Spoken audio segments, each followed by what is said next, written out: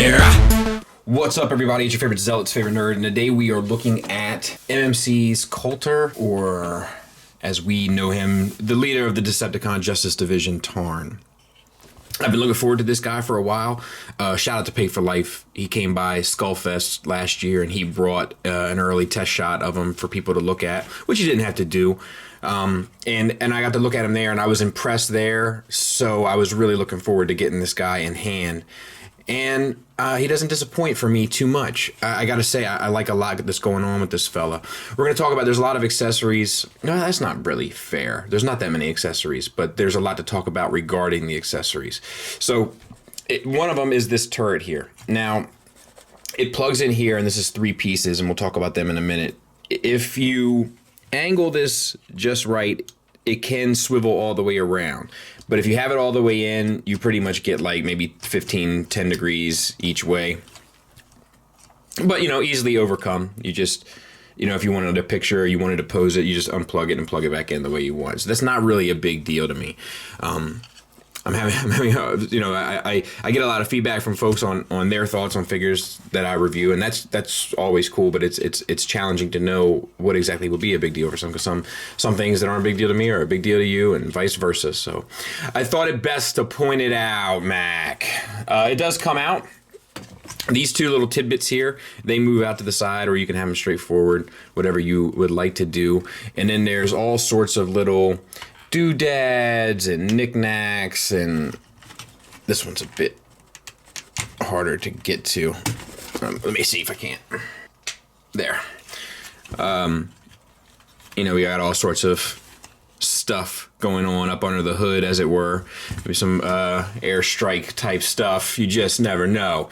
Let's talk about these accessories real quick, and then we'll get into the tank. 2 fusion cannons. Look at yourself. Let's see here. They both plug into the side. Whew. Good grief, I thought I broke. I swear I thought I broke it. Oh well. Good. I didn't. Boy. So they're both done paint-wise fairly nicely. We got this silver finish on there, and then we got this purple paint that they got. Like there's a lot of you know, like we'll talk about the combo team at the end, but you know they've done a lot of stuff to kind of redesign how we think and imagine Transformers, and I really commend them for that. And one of the things that they've done are like these little energy lines in between gaps of stuff, and you know, Fall of Cybertron, War for Cybertron, they've done stuff like that too. But it's cool to see that MMC has mostly carried that sort of aesthetic through and over. So I dig that. There's one, there's the other. Once again with the purple paint, the silver paint, the gold paint, looks good. Like, I don't have any complaints about that weapon, and look what 3 paint apps can do to make that thing look interesting. And then this bit, of course, which does plug into both arms, as we'll look at here, where the black side of the arm is, connect here, and you're good to go. Only problem is this piece here gets hung up, so you have to kind of maneuver around it, but then you can get the full range, just as a heads up. But it does its job, right? Silver paint there and the purple paint on the sides once again. Now, if I was being nitpicky, I could say that some of this purple could use a second coat, but I think I honestly think it's good enough. If you wanted the single cannon, you can. It's the same port, same plug type of deal as well. Now let's talk about the tank. Lots of details coming through. The treads are obviously plastic and static, so that's fine. It's nice when they are rubber, or it's nice when they do roll and all that kind of stuff, but honestly, like, to me, that is a cherry on top, and my battery is dying. Let me see if I can't plug this bad boy in real quick. I got this new setup in here, and I'm really anxious to show you guys in another volume of cribs, but it's not going to be today. But it is very convenient for a lot of things. Anyway, shout out to Deluxe. We got purple paint up in there, there. Another shade of purple paint there. Silver paint all through. Silver paint, gold paint, silver paint, silver paint, silver paint, gold paint, purple paint. Come on. Nice work. Way to see it through. Very happy about that. I think it presents well. It looks interesting. It has a presence. I like all that kind of stuff. The little purple accents here. Silver accents here, rather. I think it all works pretty well. There is some fuzziness and stuff like we see sometimes on a Marvel Legend, but I think it's easily forgivable. Like, that line is much sharper. But that's me being overly critical, and that I can admit. Yeah, I think it did a good job. Let's look at it next to Tiger Tracks, of course. And you know, this is an MP, and this is a chuggish, ruggish bone type of unit, and you know, I think it's a decent size. So let's transform them. As we do, if you see paint and stuff on my fingers, that's because I'm working on these dioramas. If you saw the SH Figuarts Star Wars reviews I did last week, in one of those I give a little behind the scenes, if you're interested. And if not, that's fine too. But that explains why that is. Let's see. So let's unplug these feet here. And once you do, you move these knee pads out of the way. Bring them down. Split the legs. Bring the feet down. Fold the treads around. Legs are done. Let me raise the camera a taste. All right. Split the arms. Push the bottom tread on that rod there around, rotate, collapse, and then straighten the arm out. Once again, separate the bottom tread by pushing on this, around and collapse, straighten the arm, and then you bring this down and this collapses in, and then that tabs into there. On the back here, you gotta open up this section. If you use the ab crunch, you can get a little bit more leverage. Open this up, bring the head out, so to speak. Split these two pieces on the back, tab it back in, and you're done. Let me clean them up, we'll take a look at them. The head is on a ball peg on a hinge, which gets you perfect up, a little bit down, side to side, and the confused dog look. Now, this is a character where the confused dog look actually works, because he emotes fairly, I don't know, fairly often, I guess, and he kind of has a bit of cynicism, so it kind of works for the character. You know, usually I like a hinge swivel, but I think that this actually is the better choice here, which I rarely do. All those paint details show up brilliantly on the chest. There is an ab crunch, as we saw. There's also a waist swivel. The ab crunch gets you to there, and it's forward instead of backwards, which I prefer. These do, you know, still move a bit if you want them, you know, a certain kind of way. Just pointing that out. Out here we have a ball peg. So not the best, but it's not the worst either. And it's on a hinge, so it gets you a little bit of an extra range. So it goes up to there. Once again, not the best, but I think it's good enough. Honestly. It's obviously I would, oh, wait a minute. No, girl. I can get up to there. Disregard. My hinge is just a little stuck on both sides. Let's see. Yeah. Good to go. We have a bicep swivel, a little tight, which makes me a little nervous. We'll talk about why here shortly, but not hateful. Double jointed elbow, which gets you fairly decent range, I'd say, a little bit past 90 degrees. We have a wrist swivel, and we have the fingers all on a base pin knuckle, and the index finger is individually articulated in that regard. We have white and purple, like white on this. I think this is purple plastic here with white paint applied. Yeah.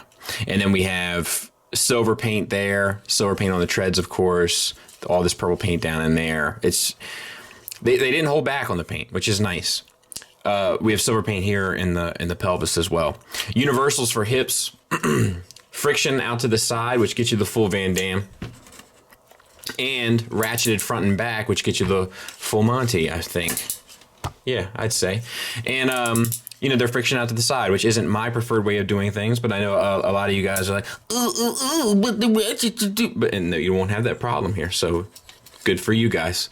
We have a thigh swivel as well. That works fine. A little bit of gray paint there, gold finish there, which looks brilliant. Silver paint detailings, purple paint detailings, silver paint detailings, all throughout. There is a ton of paint here. You know, considerable. Gold and silver and gold, all on the feet. Looks good. We have a yeah, it's a double jointed knee, which gets you maybe a hair past 90 degrees, but really just 90 degrees. We have a ankle tilt down, up, rocker, no swivel, which is something I'm looking for now. I've seen a couple figures put swivels on the ankles, and I have found that it is beneficial. The back of the figure, I think, cleans up extremely well. This is a bit bulky here, but, you know, he's a kind of a bulky character, so I ultimately think it works. I could have also done without the L and the R, but that's, you know, definitely a nitpick kind of thing. And let's see. Oh, the face. Oh, we have silver paint on the side of the head here as well. The face does come off. Easy for me to say. Mine is on there pretty tight. And underneath it is who it is. I won't. Yes, sweetheart. Okay. Can I have an orange? Absolutely. Do you need me to start it for you? All right. I'm gonna go open up this orange for my daughter. I'll be right back. So I'm not exactly sure where we were. Maybe I can fix it in editing. Maybe I can't. But the face is. So all right. I'm pretty sure they were expecting Tarn to be roller, and they sculpted it as such. And it turns out that he's not roller. Spoilers. I won't tell you who it is. I should, because we should have that conversation. Maybe we'll have that conversation later on. But for right now, we're just going to say that it's not really who it's supposed to be. But I'm sure they just already went forward with all of the sculpting and molds and stuff before the reveal happened, and then kind of were like, ugh, oh, well, let's just do what we can. And so ultimately, that's fine. I'll never have him unmasked anyway, because for me, the you know, like, I think he says, like, the mask is his face at some point, like, and that's how I feel. It's definitely indicative of the character, and I think that it's much more iconic of the character as well. So kudos to them for giving it a shot and taking the gamble, because they really didn't have to, and it was a gamble. It ended up not paying out for them. It's like they bet on red, but I think that I commend them for the effort. It's just, you know, it is what it is. And size comparison wise, there he is with the other two members of the DJD, and I think that works beautifully. As a heads up, though, I'm hearing from numerous sources that there are some sort of after effects brittleness of some of the plastic, especially in the legs on Voss. So if you have him, he was kind of expensive for what he was anyway. I recommend that unless you want to flip him back and forth all the time, or you really want him to be a sniper gun all the time, or whatever it is, that you just sort of enjoy him in robot mode is my recommendation. You do what you feel is best, of course. But I think that looks great. I cannot wait for the last two. I don't need nickel or whatever that is. I don't need that, but I definitely need the last two, and I cannot wait for them. The anticipation that I have for finishing this particular collection, it reminds me of something I've felt once before and thought it was over. And done. And I will never have to worry about being this anxious about completing a set again.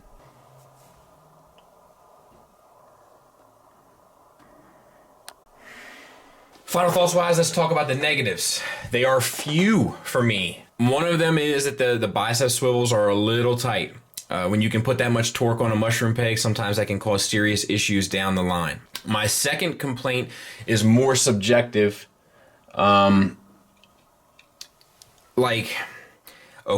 so they did the mask feature, right?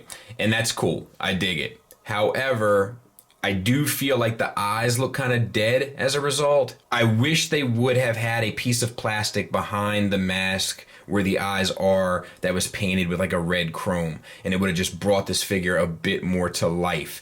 Instead, they wanted to go with the real eyes underneath the mask for, I guess, more a realistic look. The problem with that is that the eyes are illuminated in the comics, so the illumination can't really come through. Therefore, I think that a good workaround would have been to have a piece of chrome behind the eyes to kind of give that, like, you know, I'm alive, you know, and I'm out for blood kind of look.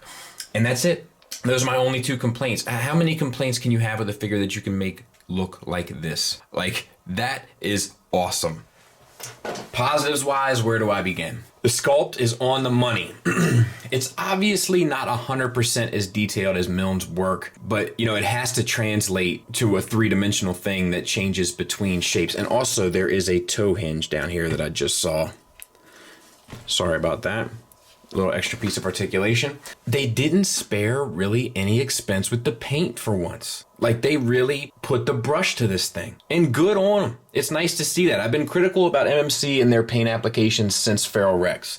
And it's nice to see them actually add a fair amount of paint to this thing. And really accent all those details. I think it works really well. The articulation, on the money. Like, I haven't been able to stop posing him. It's like, just to take pictures and stuff or to put them in a different pose for different scenes in this review, it's just been a blast. The materials feel like typical MMC materials. There's no die cast and stuff like that. We shouldn't expect that. This is MMC's reformatted. They don't use it. The hardware is great. Clicky ratchets where they're supposed to be, with the exception of those outward ratchets. That's a bit up for debate, I suppose. The knees feel great. The ankles, it's good. It has a strong presence. It cleans up like a champ, and the alt mode works. What more do you want? It's a good, solid effort of a great character. I'm so happy that this is a thing. I just want to take a minute before we get out of here and say and give kudos to the folks that really were at the beginning of that, of that phase 2 of IDW Transformers. Like, they really redefined what Transformers are. I think for a lot of people, if not a whole generation. Your Milnes, your Roberts, your Bertrams, your Griffiths and Roche and Barber, like, all those guys really played an integral part of creating a really in-depth, thoughtful, intriguing Transformers storyline. Arguably the best Transformers fiction we've ever seen. And it has changed throughout the years, and some for the better, maybe a lot for the worse. Unfortunately, especially in the Titans Return or the Combiner War stuff and all that kind of stuff, it sort of just fell off. But that maybe initial year was just some of the best Transformer fiction ever written. And if you haven't read it, I strongly suggest that you do. And without them, we wouldn't have this character, nor this figure. So I hope MMC is taking care of those guys, especially, the creative people behind these characters, the Roberts and the Milnes and so forth. Like, I think that they deserve a little pat on the back there for this, and I hope they're hooking them up. I'm sorry not to leave on a negative real quick, but I do think that they could have done a little bit better with the engineering of the cannon, the double fusion cannon, because it does pose some articulation issues, and they had pure freedom to kind of make it work, and instead it's a little bulky on the back end, and it causes some articulation issues, but that's something else that should be noted. But outside of that, do I recommend this? Absolutely. 100%. If you don't know who this character is, learn about him. It's not MMC's fault. It's your fault. He's a great character from a great story created by very passionate Transformer fans that obviously comes through in their work as they redefine, reshaped, and maybe even reformatted a Transformers universe that I have grown to love. Absolutely pick him up. Great job, MMC. Much better than Death's Head and some of this other weird stuff. It's just hit or miss with them recently, but when they're on, they're all the way on. So yeah, definitely pick them up. Thanks for listening. Thanks for watching. Until next time, take care.